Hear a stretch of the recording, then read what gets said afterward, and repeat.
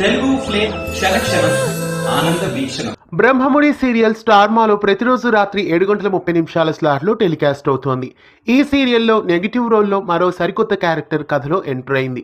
ఇంతకీ ఆ క్యారెక్టర్ ఏంటి, ఆ క్యారెక్టర్లో వచ్చిన ఆ నటుడు ఎవరు తెలుసుకునే ముందు ఛానల్ని కొత్తగా చూస్తున్న వాళ్ళు సబ్స్క్రైబ్ చేసి గంట కొట్టేయండి.